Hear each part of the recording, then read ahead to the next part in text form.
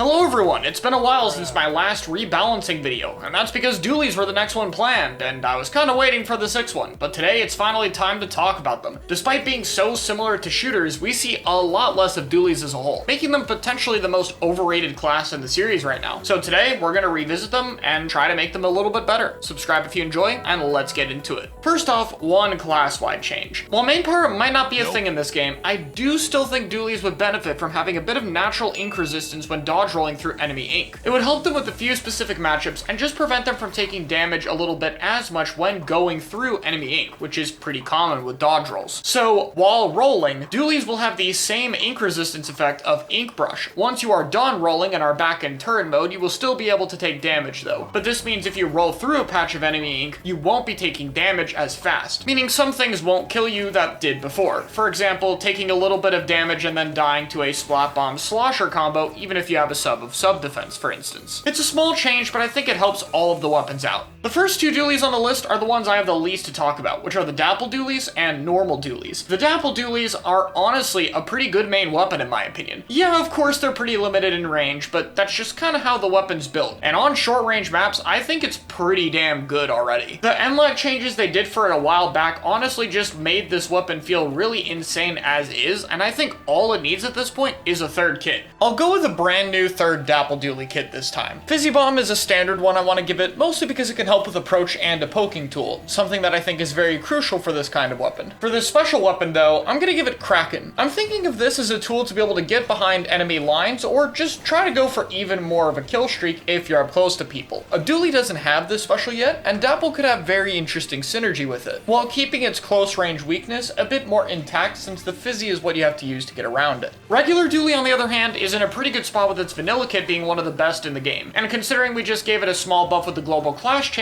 I think it is also fine as is. Now let's start talking about the Dualies that need a little bit more help. First up is the Dualie Squelchers. I think for the insane difficulty this weapon provides, it's a little bit irritating to play. Between the lackluster damage and horrid RNG, the weapon just feels really underpowered, even though it's not even in that bad a spot. And on top of that, it's got two kits that are just kinda weak. None of them are really that bad per se, but they're not good either. Since patch 5.3 in Splatoon 2, where it got pretty significant nerfs and the removal of main power-up, removing its ability to have a form of damage up, I think CDS has been a bit undertuned. The first change I want to do is increasing the weapon's damage from 28 to 30. Like with Zap, this would allow it to properly combo with Super Chumps, especially important given that it's special, would help with its DPS and give it a little bit more fall-off range. In addition to that though, I also want to lower the ink consumption on dodge rolls. I don't want it to go all the way back to the 6% they were at before, but I think 9% is a bit too much. I'm going to reduce this slightly down to 8%. And for a final buff, the total spread of the weapon when grounded will be decreased by about 10%. None of these are too major changes. All of the flaws Dualie Squelcher had before are still there, but they're all a lot smaller of a deal. The main buff here is once again going to be another kit. In this case, I'm going to go with a pretty unique kit.